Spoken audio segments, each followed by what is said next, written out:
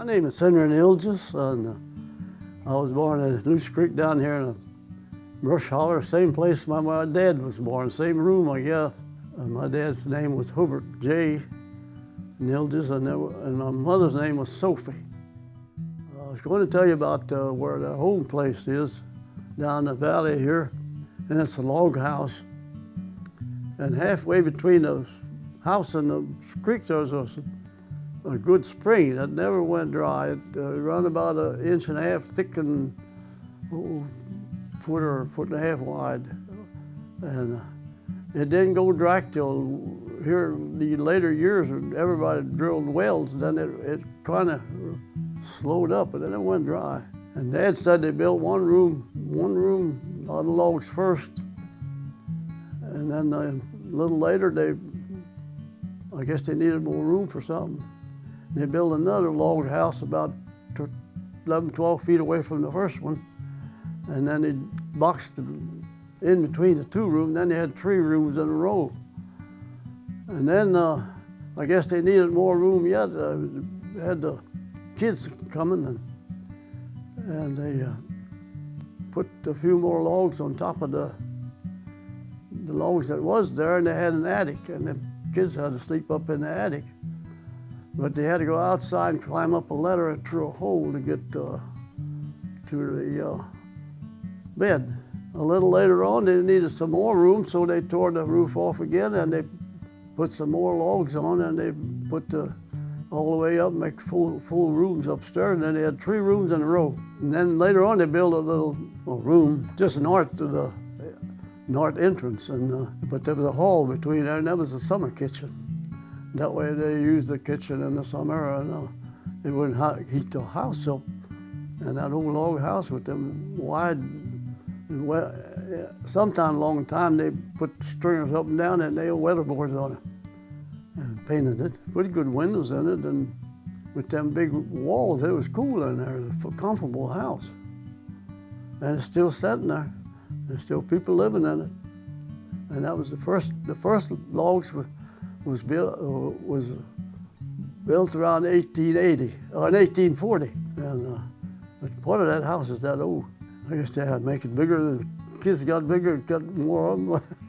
I know my dad one time, he said when us kids was born, he said, "Yeah," I said, "I got another kid. I guess I have to put another post through the garden." He meant to make the garden bigger. He did. He made the garden a little bigger. He put another post through the garden. The stovepipe went up through the ceiling and then went up to the attic. Then there was a brick chimney from there on up. But that stovepipe running up through the rooms upstairs kept it a little bit warm, but it was cold up there. We had feather beds. Crawl under them, they was warm. They used to raise the geese. The geese, they'd pick their feathers and put them in a sack or dry them. And the way they'd pick them, they'd put their head in a sack real tight and sit on the sack, and they'd pick the feathers. And we had feather pillows. The feather pillows were a lot better than them kind they got nowadays. Father Cooper was in Moose Creek, and he came to visit Mom and Dad, and we'd have water was out of that spring, and it was good water, but it was hard water. It was cold water, and it was the only thing when it rained, then it would get a little muddy, for a day or two. Father Cooper thought that wasn't too good to drink that water, so he told my dad he should build him a cistern. So Dad did. He dug a hole next to the house, and it took about 10 feet square, about 10 feet deep, and he put boards on the side, and he filled it, put concrete around it, and he put a concrete lid on it, and we had a cistern out there. But there was really nothing wrong with that spring. It was real good water. It never go dry. I guess that's why they built there in the first place. We went to school in Moose Creek. Actually, we belonged to the Desher School District, and they had Desher School District had a little old one-room schoolhouse over there in the woods, I called it. And one teacher in 8th grades was in that one room. I remember in the spring of the year, these pupils from the Desher Schoolhouse, they wanted to make their first communions the Deschers and Shorlands and I don't know who else. And they'd go to Loose Creek School for about a month or so and get instructions from the priests and sisters. And they'd walk to school too. And that's about another 2 miles further than we are. And we was 4 miles from here, from Loose Creek. And so we had company walking in them 2 miles, and we walked together. We always walked in bunches. Nilges up here, Pete Nilges' kids, the youngest ones was still going to school. Cletus and Cornelius and Dolores. And then there was the Greyfrots. They lived the next farm down from us on the creek. Walking to school, if we had the real bad weather, we could stay in town at Ann Christie and Albauer. They lived across from the priest's rectory there. But we liked to stay there, but not too long. We had to stayed there one night, and we had snow, so we stayed in town. And the next day it started to snow again, and I was real little. I was about first or second grade. Snow got about 2 feet deep. It's about 2 o'clock in the afternoon. My brother Adolf, he come to the schoolroom and he said, "Come on, Henry, we're going home. We ain't gonna stay in town." It was snowing, and the snow was about 2 feet deep, and nobody had been out, no road open. So he opened the road, and I walked behind him all the time. That's quite a trip for a young kid like that. I'll never forget it. But I graduated in 8th grade and I quit. That's what my brothers and sisters did, and I did too. It seemed like my biggest joy was when the trash machine came. It had a great big steam engine and pulled this long wheat separator. It was quite something to see for a little kid, I guess. And then the next, the trash, and it was all the neighbors came. It takes about 13, 14 people to run a trash machine right. And the neighbors helped each other, you know, and I'd be around with the men and joking. They'd always, you know, and it was a lot of fun. Mom, she had to cook dinner, and then that was at noon. And then in the afternoon, they had lunch around 3 o'clock, and they had just buddy and jelly and maybe a little sausage and some cake and pie. And then they had to cook supper. They stayed for supper. By the time they quit trashing around sundown, by the time they ate, washed up a little bit in a big old tub out there with water. And then they had to eat supper, and by that time it was just about getting dark there. Some of them had to go home in the dark. There's always a lot of talking going on and joking, and I enjoyed that when I was a kid. Later on, I had a job, yeah.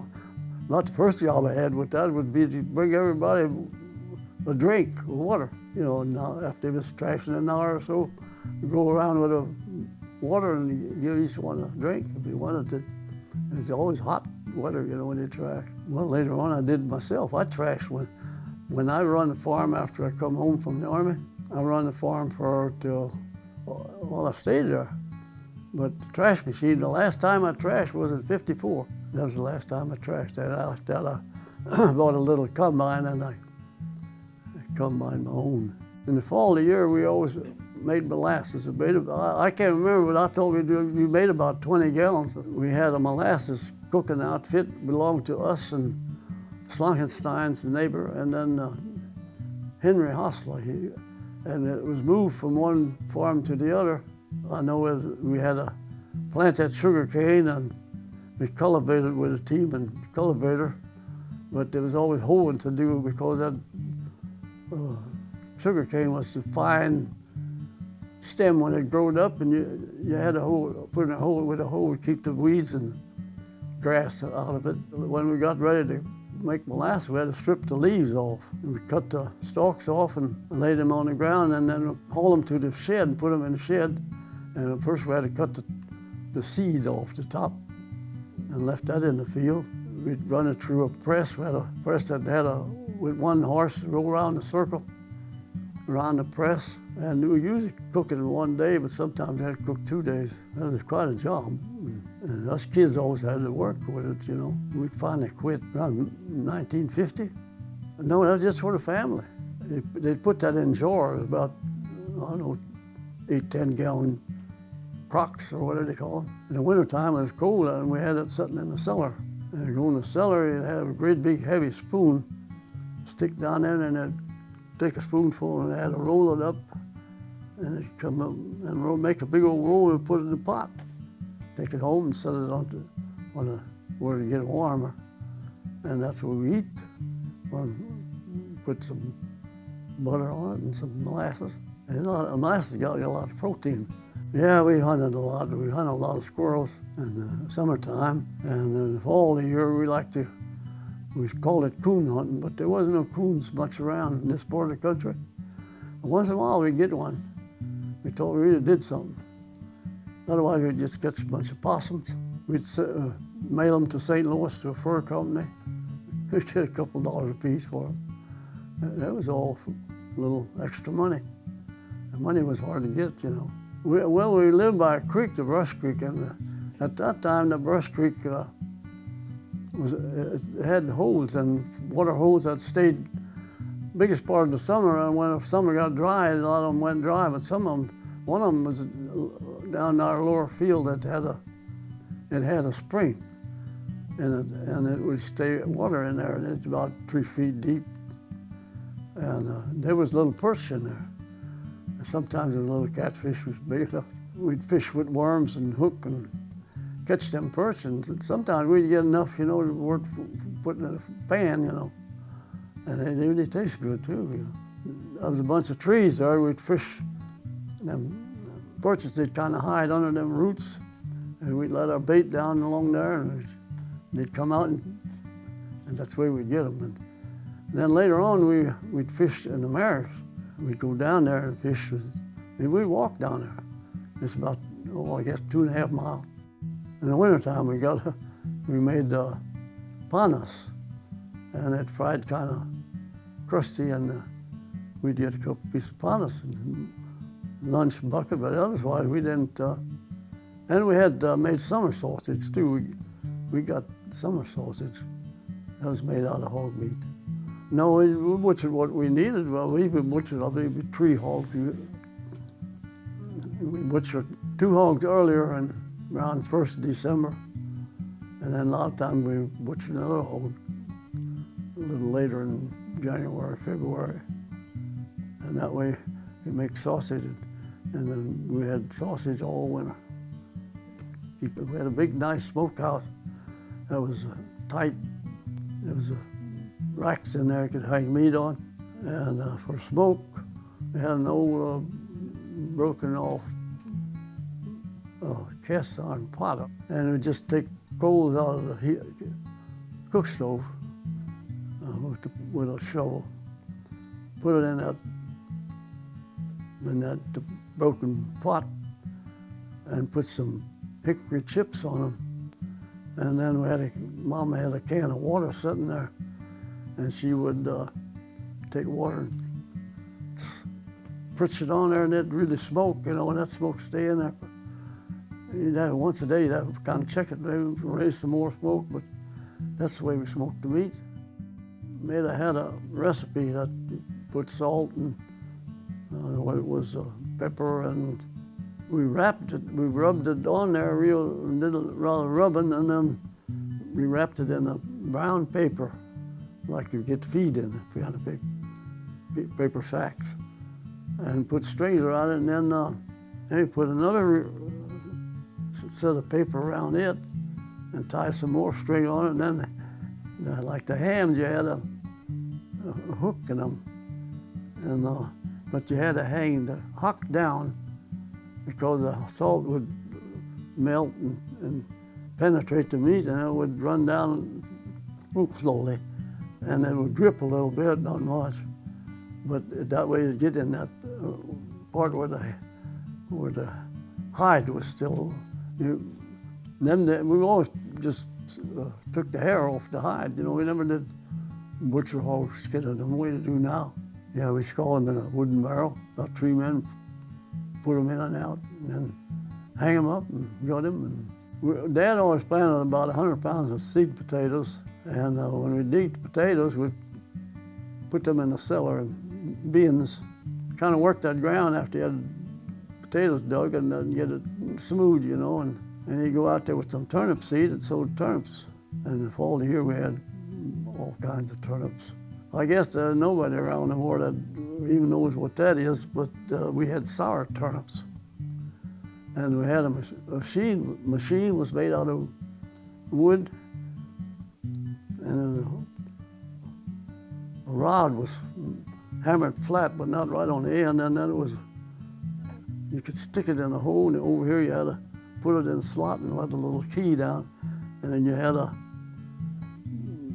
handle on it. You could turn it, and you stick that through the turnip and put it in there, and you turn the handle, and then had a board that come down onto the turnip, and it had little knives horizontally or vertically, about a quarter of an inch apart, made in that board, and then right just past where them knives was a horizontal knife, and as you turn that crank, it would cut that in shoestrings, and it just come out there so pretty. And they put that in jar, but I don't know if they put salt with that or what. And that would turn, I guess it would ferment like sauerkraut, because we had it in the wintertime, and Mom would go in there and get some out, you know, and take it to, and she'd usually cook some potatoes and then add the turnips with the potatoes. Pretty good eating. Half of the turnip potato patch he'd sow in mustard, and mustard grows up in big leaves like it's a little different spinach, but its leaves gets about foot high. When they get right time, they'd go pick them leaves off that mustard, and then they'd take that upstairs in the room where we wasn't using.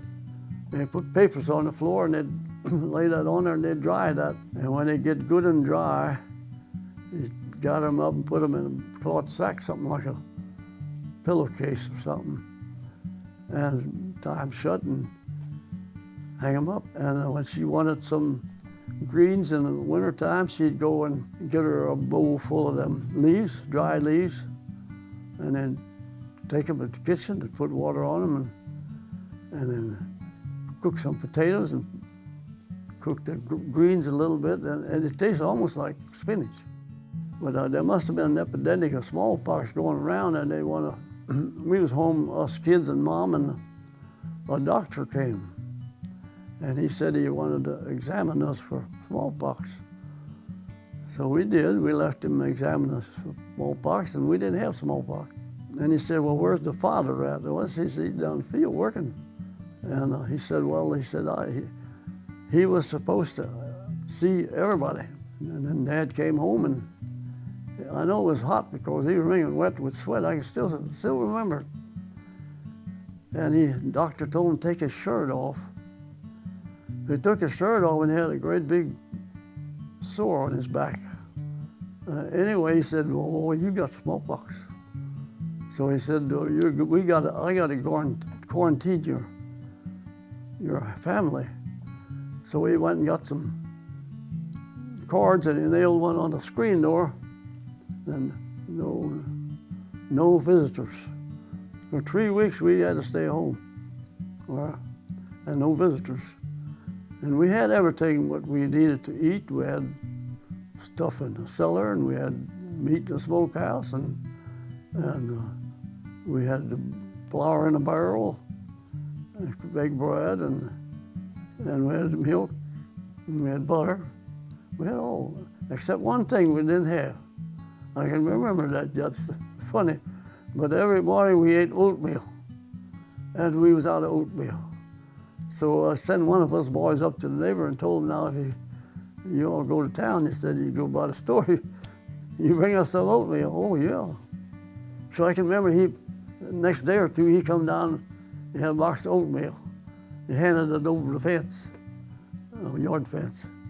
And that was the quarantine. And that was the first part of 1930s, because I can just barely remember it. See, I was born in 25.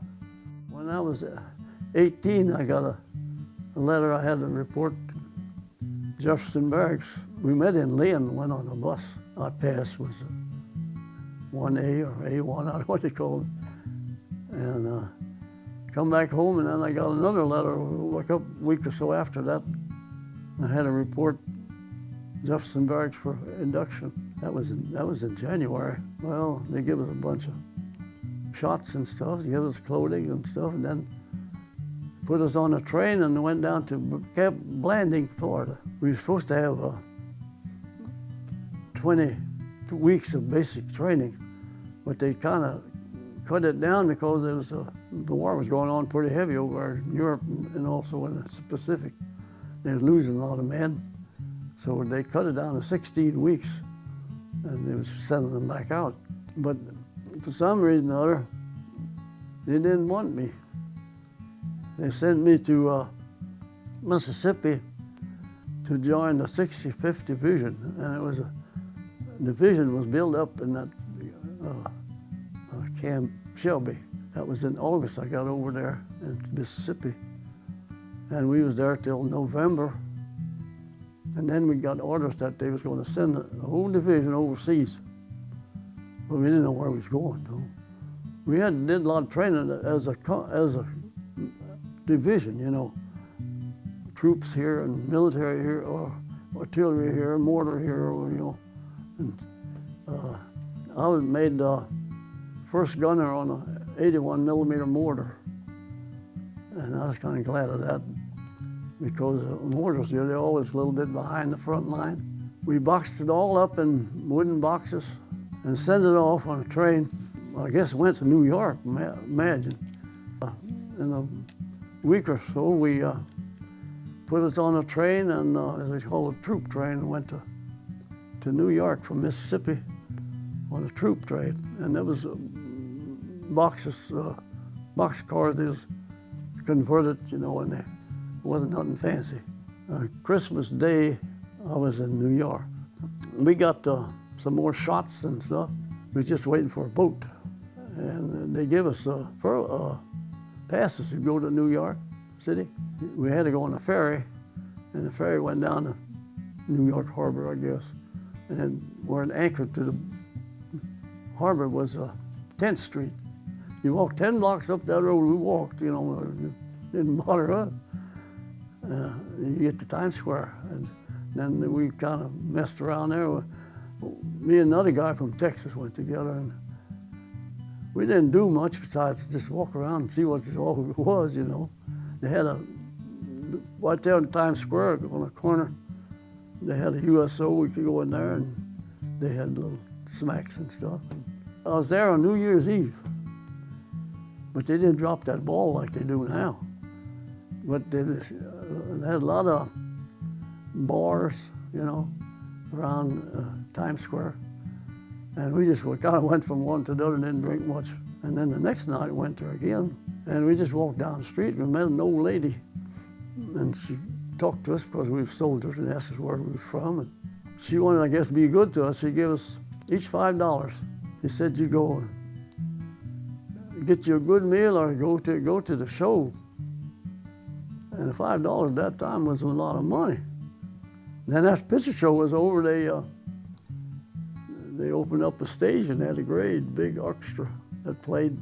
There must have been 150 people in there, all playing, you know. I had never seen anything like that before. When I was walking down the street and met 3 girls, and just stopped and talked to them, and they was going someplace, they had a dance. And they asked us if we were going to go along. I said, yeah, we'll go along. So we walked down the street and down the steps and got on the subway. I'd never been on the subway before. We rode on the subways a while, and they stopped, and we got off on the platform and went across there and went on a different subway. And I thought, I'm completely lost by now. And we went a ways on that, and we got off and went back up on the street there and went over a block or so and went in the building, went up an elevator, and had a big dance there with young people. And they said they was Jewish people. Well, they danced and they had music, and we just kind of hung around a little bit. And finally it was 12 o'clock, and we wanted to get back to the boats.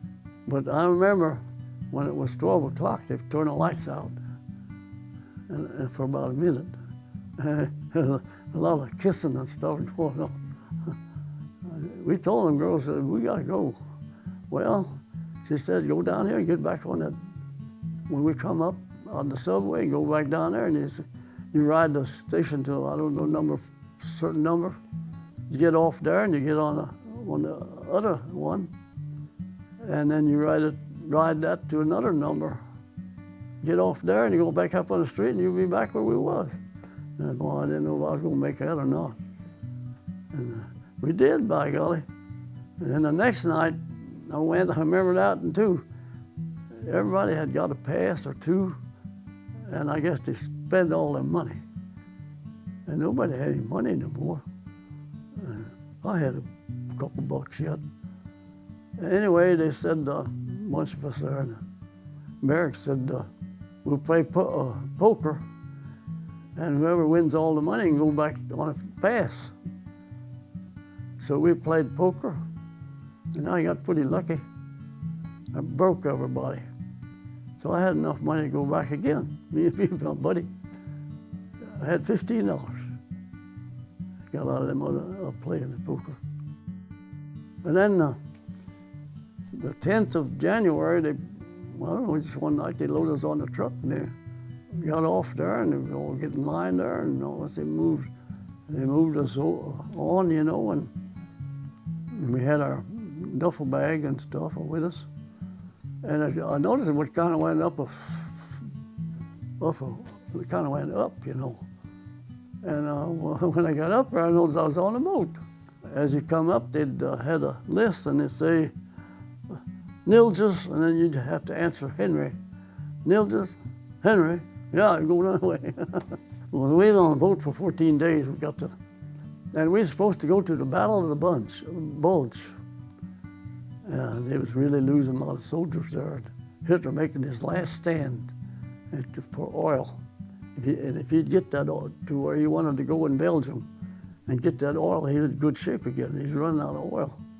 On the way over there, or while we was in transfer, they changed our orders. And we were supposed to go to England and assemble there and then go across to Belgium, to the Bulge. But they changed our orders, and we didn't go to England. We went to Lahore, France, out in the English Channel.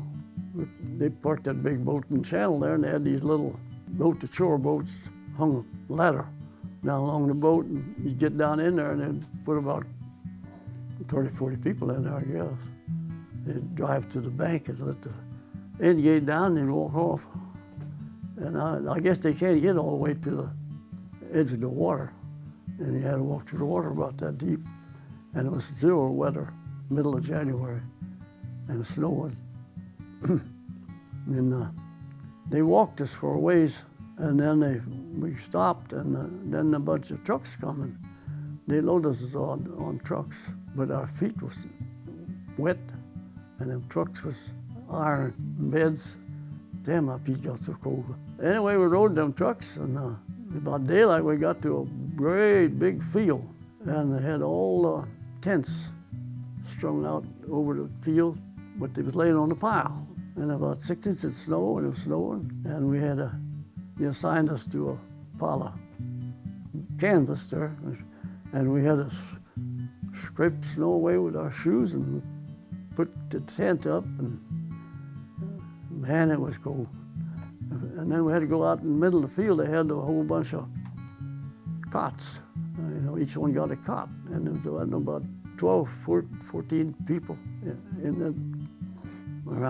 all around the edge of that tent, and one or two in the middle. And I had one right next to where the door flap was, but it shut, but kind of underneath there was air would come in, and I didn't have but I had a raincoat, and I put that down on the cot, and then I had 2 blankets, I believe. I tried to cover up, but it was still cold, god dang. Just shivering all night, and Once in a while you'd hear somebody raising hell or maybe it's crying, I don't know. But the next night we fixed things a little bit better. It wasn't quite as bad anymore. The weather started to warm up too. But that was a rough night. We was out at camp, but what happened, we had our supplies, like our guns and all supplies, I guess, eating supplies, was on a boat, and it was sitting in the harbor, and they didn't unload it. So we didn't have nothing to eat. They gave us 3 K rations. There's a meal in a little box, you know. They said that they didn't have any more. When they was gone, we was just going to have to go hungry. Hell, that didn't last long. The first day, they was gone. The kitchen, they must have got their stoves and stuff, and they put up a tent, and they put the stoves up, but they didn't have nothing to cook. They went somewhere there, I guess, to a different battalion or something, and they got some food, but they couldn't get much. And there was a whole division there they had to feed. So we could go to the kitchen, and we get whatever they had. If they opened up beans, we got a spoonful of beans and a half a piece of bread and a cup of coffee. And then that was in about mid-morning, and then a little after mid-afternoon, we could go there again. And if they had just open corn, then you got a spoon of corn and a half a piece of bread and coffee. And that went on for a week. Man, we was hungry. And that old field must have had what they said, I don't know, it had sugar beets on it at one time. And we dug down in the snow, and we found some of them old sugar beets. I guess they had mispicked them or what, I don't know what they do with sugar beets. I had no idea. But you couldn't eat them. And we tried to dig up roots to eat. Couldn't find any. But we were there about a week, and then once the supplies come in, and then it fed us pretty good. And then about a week or so later, we went off to the front lines. From the front lines, we went fought all the way across Germany.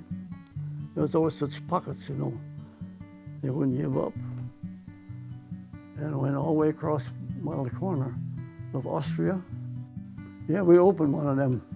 You know, you always probably hear about camps they had where they'd kill Jews and stuff. We opened one of them camps, and they had them in Austria. I guess they didn't want them in the German part.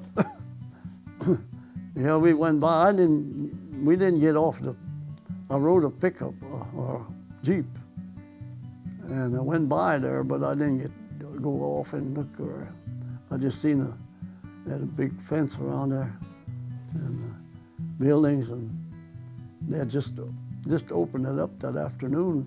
And Germans left there, guard them, and then the inmates that was in there, they wasn't old, but they didn't have nothing to eat for so long, and they was just like skin and bones, and just I'd never been out in the sun like that. They're just white as a sheet, and some of them couldn't walk. They crawled out in buildings, and they'd lay up against the trees and stuff.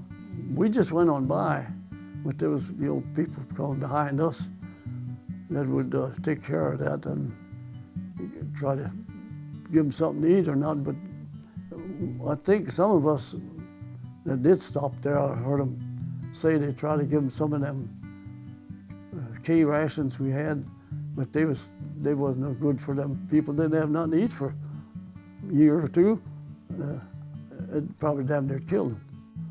And it was about 10, 12 miles into Czechoslovakia. And then the 8th of May, it ended. But hell, I don't know if it was communicated wasn't too good. Hell, we was just shooting a couple days later yet. You see, there was a lot of them there. There was crossed over there that'd been there for 2 or 3 years, and we was only over there about a year. So they had a point system. If the length of time you was over there in Europe, if you had any Purple Heart, or if you had a big family, or each had points. And when you get higher points, you was the first one to go home again. But like me, I didn't have no points hardly. I was single. Anyway, I had to stay over there. And they gave us a little guard duty. And we went back to Austria, in Linz, Austria. And there was a river there, called it Ur River or something like that. And the Russians was coming from the east. The Germans, they was afraid of them Russians. The Russian soldiers would rape them and kill them, and they was rough son of bucks. And a lot of them tried to get over to us, where we was at, in our territory. So they knew we wasn't going to treat them that way. And they come across a bridge, and all day, all night, the people come across that bridge. Certain time at night, the bridge was closed. No more coming from the east. And the fools, they swam the river to get to us. They were just scared of them Russians. And we just, well, kind of watched them. We had guard duty, I know, but well, in Austria, they had a little old camp there, and we stayed in buildings, but they had a little old camp outside the city, and all the displaced persons, there was about thousands of displaced persons. They'd come to this little place, that used to be a stockade for the Germans, and they'd they'd identify them if they had any. Some of them didn't have no identification, but they wanted to get home, you know, back to their home country. They'd put them in this little camp till they had a truckload, and they put them on a truck, and then they'd haul them back to their country. I didn't have nothing to do with the trucks. I just, we kind of guarded them. We didn't have to do much because they kind of took care of themselves. From there, we went to back to Germany. They had an old ammunition dump. We guarded that for a while, something like that. That's about all we did. And I was there till next May. Well, I didn't get married till 1953. I married a girl from Taos named Mary Brand. My parents was living, and we went to live with them. And the next year, my dad died. So then we lived there yet with my mom, and I took care of her till she died. We worked the farm. I didn't do nothing but farm for the first 10 or 15 years. I raised hogs, you know, and I finally got me a job. I worked at Algoa. Farming was hard to make anything, but we did.